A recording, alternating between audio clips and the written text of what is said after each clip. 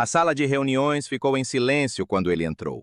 Não porque o esperavam, não porque conheciam seu nome, mas porque um pai solteiro negro em um uniforme de zelador havia acabado de interromper uma negociação de fusão de 4,2 bilhões de dólares.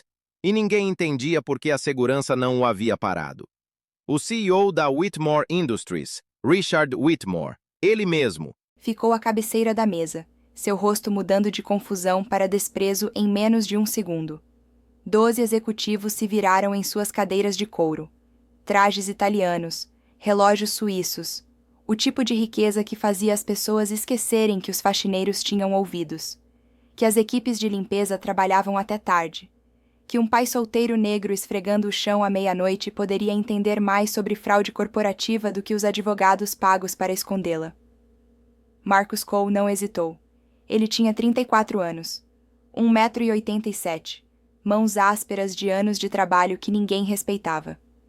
Ele estava limpando este prédio há 7 anos. Invisível, esquecível. Apenas mais um pai solteiro negro tentando manter sua filha alimentada e sua dignidade intacta em um mundo que não lhe oferecia isso facilmente. Mas esta noite, tudo mudou. Você precisa sair, disse Richard Whitmore lentamente, as palavras gotejando com o tipo de autoridade que vinha de nunca ter sido dito não. Esta é uma reunião privada. Marcus enfiou a mão no bolso. A segurança avançou. Ele puxou um pendrive. 3 semanas atrás, disse Marcus, com a voz firme, controlada. Encontramos documentos na sala de destruição. Parciais, rasgados, mas suficientes. Ele levantou o pendrive. Suficientes para saber que essa fusão não se trata de expandir a participação de mercado. Trata-se de enterrar evidências. Evidências de que a Whitmore Industries vendeu intencionalmente equipamentos médicos defeituosos para 17 hospitais em todo o país. Equipamentos que falharam. Equipamentos que mataram pessoas. A sala esfriou. O rosto de Richard Whitmore não mudou, mas seus olhos sim. Algo piscou ali. Medo, talvez.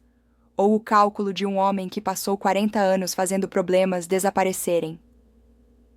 Eu não sei quem você é, disse Richard cautelosamente. Mas você está claramente confuso. O que quer que você pense que encontrou? Eu encontrei tudo, interrompeu Marcus. E-mails, memorandos internos, os relatórios de engenharia originais que alertavam que os ventiladores eram defeituosos, a decisão de enviá-los mesmo assim porque recalls custariam mais do que processos. Ele olhou ao redor da mesa. 12 rostos, alguns confusos, alguns aterrorizados, alguns já calculando como se distanciar do que estava prestes a acontecer. 43 pessoas morreram, disse Marcus em voz baixa. 43.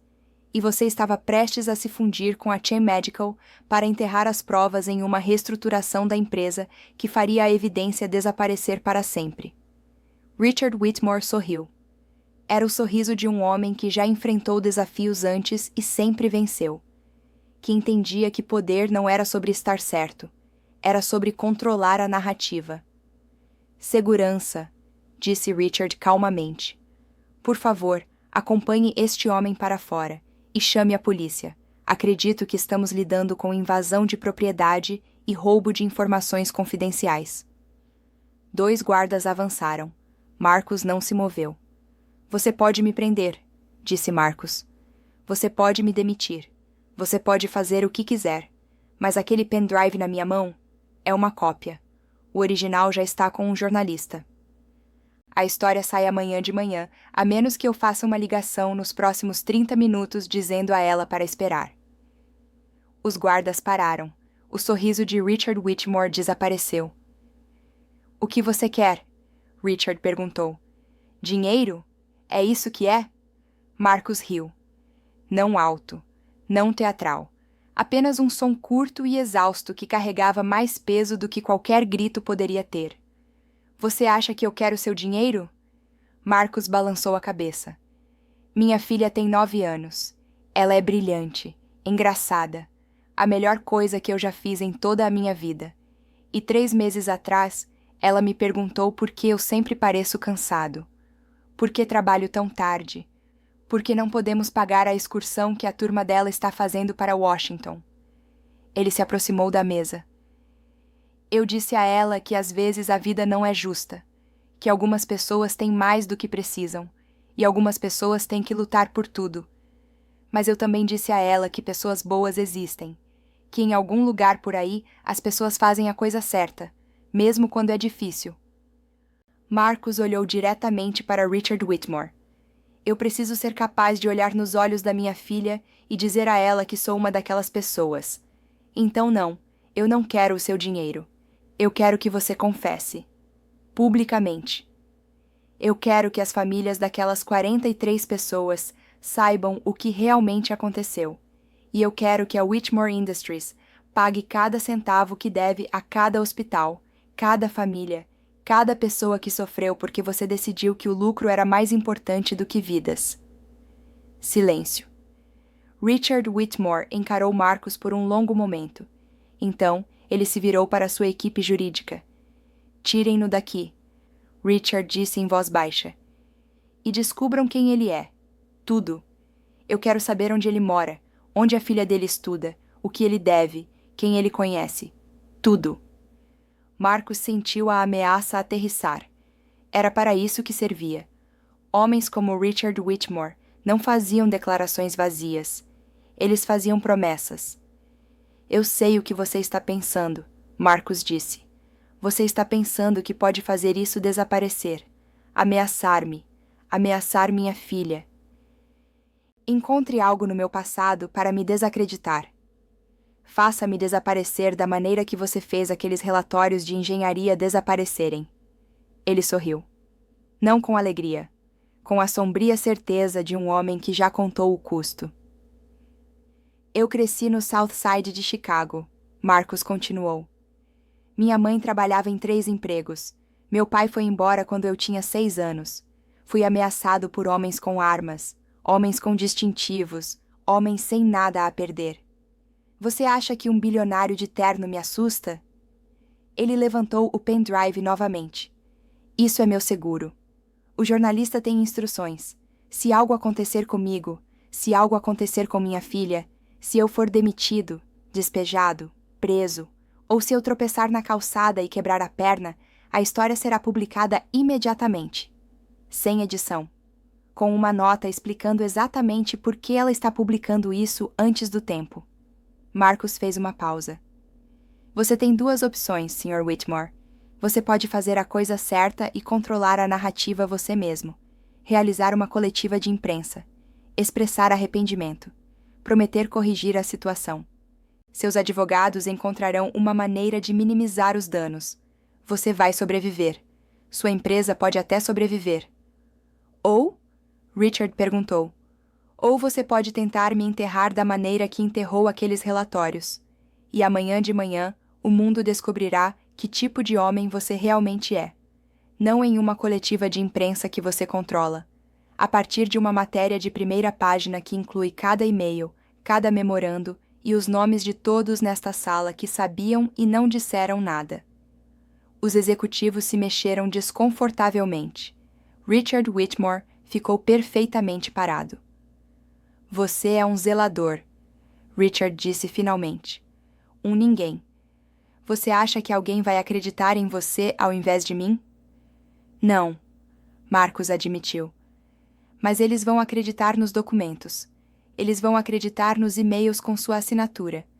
Eles vão acreditar nos relatórios internos que seus próprios engenheiros escreveram. Eu sou ninguém, Sr. Whitmore.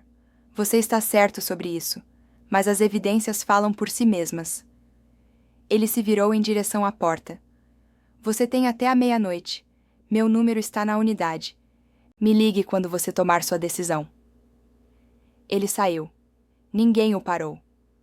Marcus Cole era um pai solteiro negro há 9 anos. Ele aprendeu o trabalho da maneira mais difícil possível, através de falhas, através da exaustão, através do tipo de amor que o mantinha acordado à noite, se preocupando com coisas que não podia controlar. O nome de sua filha era Maya. Ela tinha os olhos da mãe e a teimosia do pai. Sua mãe, Denise, havia morrido em um acidente de carro quando Maia tinha 3 meses. Motorista bêbado. Lugar errado. Hora errada. O tipo de tragédia aleatória que destruía vidas sem significado ou propósito. Marcos tinha 25 anos, sem apoio familiar, sem economias, sem ideia de como trocar uma fralda ou aquecer uma mamadeira ou sobreviver com 3 horas de sono enquanto trabalhava em tempo integral. Ele deu um jeito de qualquer forma. Isso era o que significava ser um pai solteiro negro. Dar um jeito. Novamente e novamente. Todos os dias. Ele trabalhou na construção por um tempo. Depois no varejo. Depois na segurança de um armazém. Cada trabalho pagava um pouco mais do que o anterior, mas nenhum deles oferecia a flexibilidade que ele precisava para estar presente para Maia. Para buscá-la na escola quando ela estava doente. Para participar das reuniões de pais e professores. Para estar presente da maneira que importava. O trabalho de zelador na Whitmore Industries não era glamuroso. Não chegava nem perto do que ele havia imaginado para si mesmo quando era mais jovem, cheio de sonhos que a pobreza havia lentamente transformado em algo mais prático. Mas pagava bem. As horas eram flexíveis e, mais importante, permitia que ele fosse o pai que Maia merecia. Por 7 anos, ele fez o trabalho bem, manteve a cabeça baixa, permaneceu invisível, aprendeu os ritmos do prédio, quais executivos trabalhavam até tarde, quais saíam cedo, quais andares exigiam atenção extra. Ele nunca teve a intenção de se tornar um delator, mas então ele encontrou os documentos. Era uma noite de quinta-feira.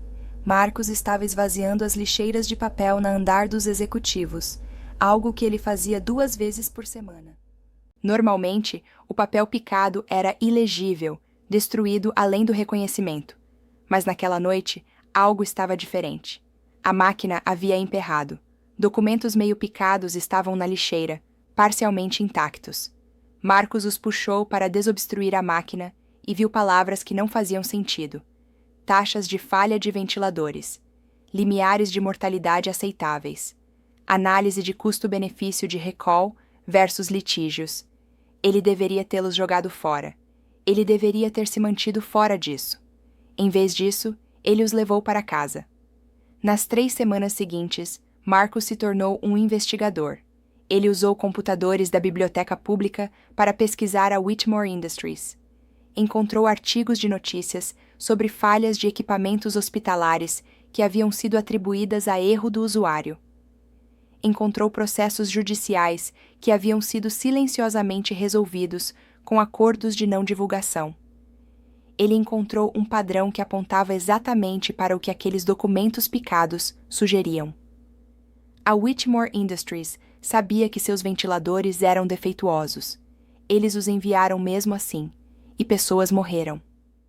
Encaminhados para contas pessoais, capturas de tela de bancos de dados internos, gravações de reuniões de salas de conferência onde os executivos esqueceram que a equipe de limpeza tinha acesso a lixeiras vazias e ouviam conversas.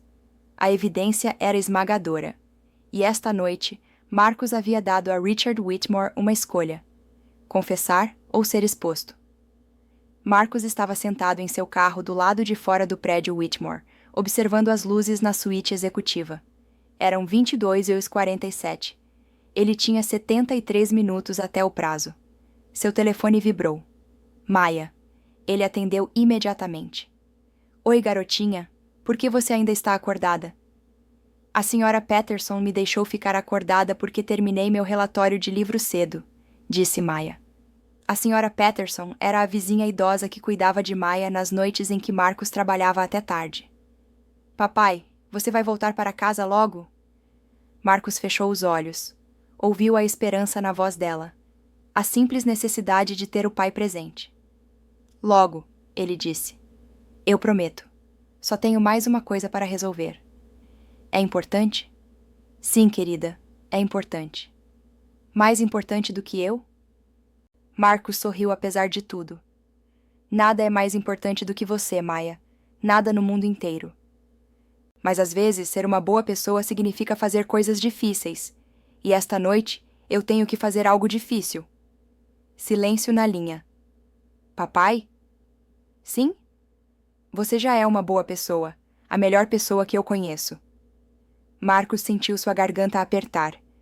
Obrigado, minha menina. Isso significa tudo. Agora vá dormir, tá bom? Eu estarei em casa antes de você acordar. Promete? Prometo. Ele desligou. Olhou para o prédio. Um pai solteiro negro em um estacionamento, segurando evidências que poderiam derrubar uma das maiores corporações do país. Esperando para ver se os homens com todo o dinheiro e todo o poder escolheriam a responsabilidade em vez da destruição. Às 23h42, seu telefone tocou. Número desconhecido. Marcos atendeu. Sr. Cole? A voz de uma mulher. Profissional. Legal. Falando. Por favor, aguarde o Sr. Whitmore. Um clique. Então silêncio. Então a voz de Richard Whitmore, despida da arrogância que Marcos havia visto na sala de reuniões. Algo mais ali agora. Algo que soava quase como exaustão. Você ganhou, disse Richard simplesmente. Marcos não disse nada. O conselho fez uma votação de emergência depois que você saiu. As evidências que você tem, combinadas com a exposição à responsabilidade, tornaram o cálculo simples. Podemos sobreviver a uma confissão controlada. Não podemos sobreviver a um exposé hostil. E as famílias? Perguntou Marcos. As 43 pessoas que morreram? Haverá um fundo de compensação. 800 milhões de dólares. Cada família receberá um acordo. Cada hospital será reembolsado por danos. E você? Silêncio. Estou renunciando como CEO, disse Richard em voz baixa. Com efeito imediato. O conselho achou necessário demonstrar responsabilidade. Isso não é suficiente, disse Marcos. É tudo o que estou oferecendo. Então a história vai ao ar. Espere. A voz de Richard se afiou. O que mais você quer? Estou perdendo minha empresa, minha reputação, tudo o que construí. Você construiu em cima de mentiras, interrompeu Marcos. Em decisões que mataram pessoas. Perder sua empresa não é punição. É incrível o que um pai solteiro negro pode aprender quando pessoas poderosas tentam destruí-lo. Mas silêncio. Então, tudo bem. Amanhã, 9 da manhã, eu direi o que precisa ser dito. Estarei assistindo. Marcos desligou. Ele ficou sentado em seu carro por um longo momento, processando o que acabara de acontecer. Um zelador acabara de derrubar um CEO.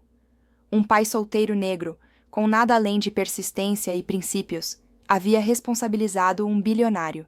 Não parecia vitória. Parecia exaustão. Mas por baixo disso, algo mais. Algo que poderia ter sido orgulho. A coletiva de imprensa foi ao ar às 9 da manhã do dia seguinte. Marcos assistiu do seu apartamento. Maia ao seu lado no sofá, comendo cereal e fazendo perguntas que ele não conseguia responder completamente. Richard Whitmore estava em um pódio, câmeras piscando, repórteres gritando perguntas. Ele parecia mais velho do que na noite anterior, menor de alguma forma. O tipo de diminuição que vem de ter suas ilusões despidas. Quero começar assumindo total responsabilidade pelas decisões tomadas sob minha liderança, disse Richard. Sua voz estava firme, mas vazia.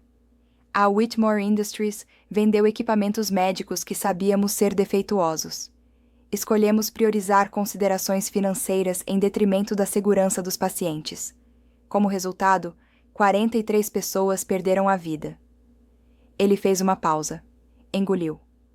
Não há desculpa para esse fracasso. Nenhuma justificativa.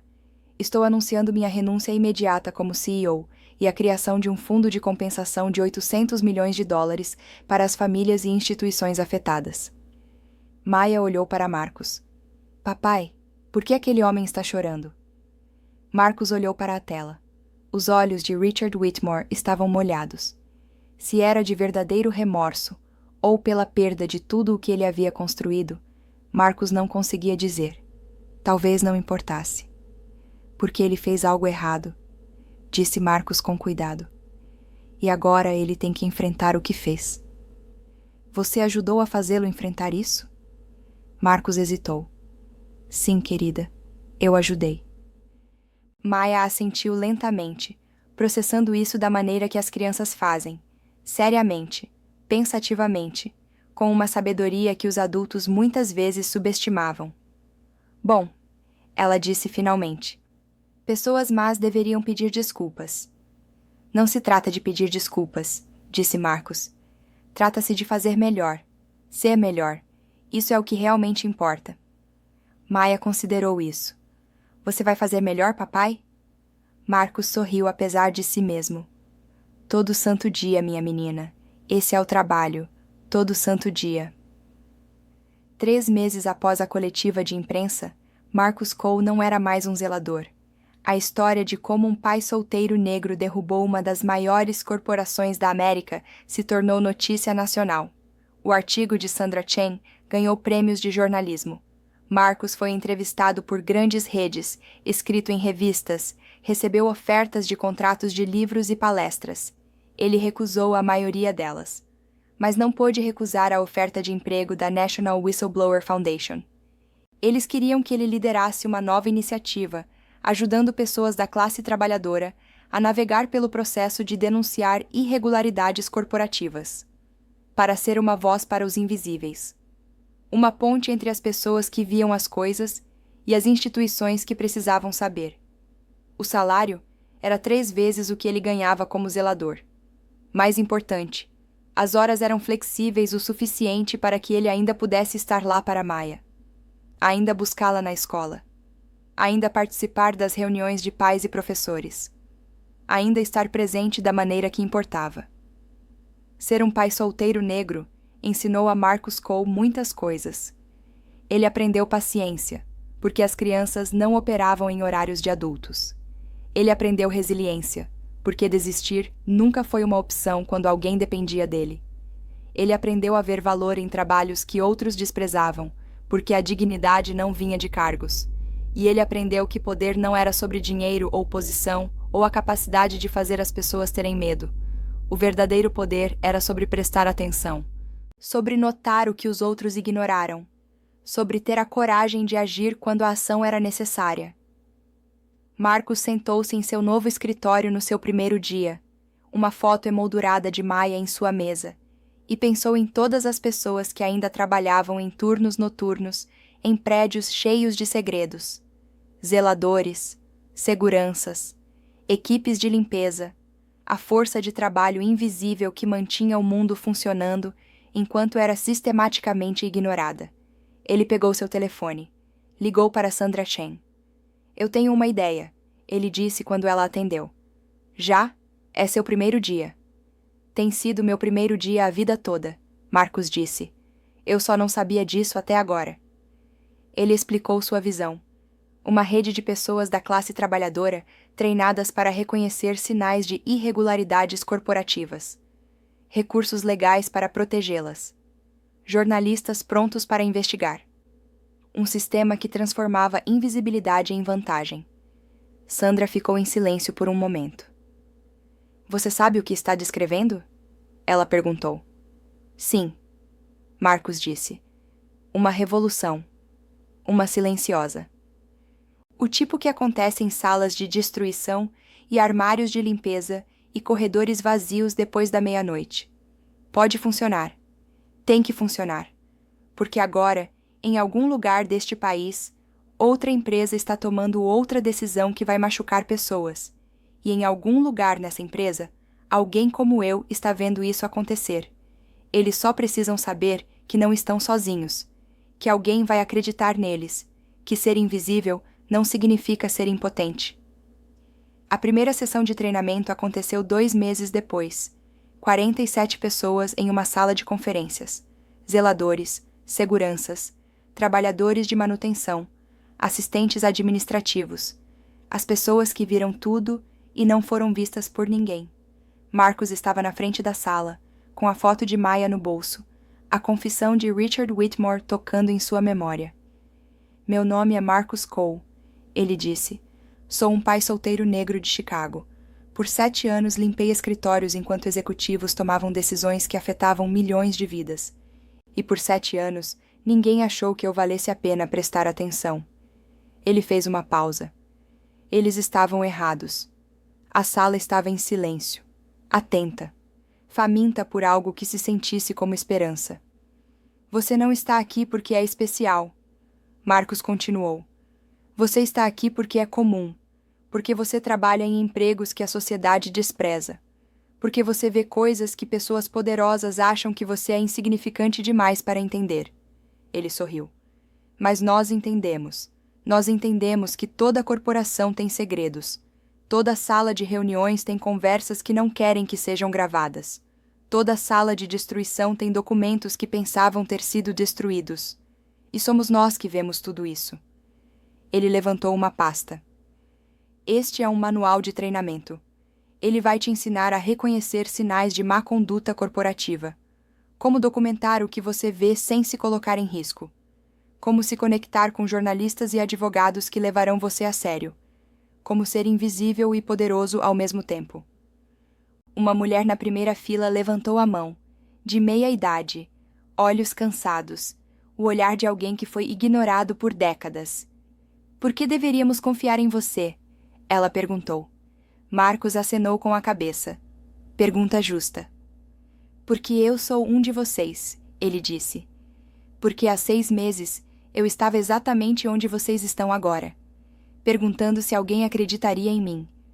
Perguntando se o risco valia a pena. Perguntando se um pai solteiro negro, com nada além de teimosia e princípios, poderia realmente fazer a diferença. Ele olhou ao redor da sala. Eu fiz a diferença. E vocês também podem. Não porque somos heróis, mas porque somos testemunhas. E às vezes, ser uma testemunha é a coisa mais poderosa que você pode ser. Depois da sessão, Marcos dirigiu para casa. Maia estava esperando na varanda, mochila ao seu lado, sorriso no rosto. Como foi a escola? Marcos perguntou. Boa. Aprendemos sobre direitos civis hoje. A senhora Johnson disse que pessoas comuns mudaram a história ao se levantarem pelo que era certo, mesmo quando era assustador. Marcos sorriu. Ela está certa. Papai? Sim? Você é uma pessoa comum? Marcos pensou na pergunta. Em tudo o que havia acontecido no último ano, sobre o pai solteiro negro que entrou em uma sala de reuniões e mudou tudo.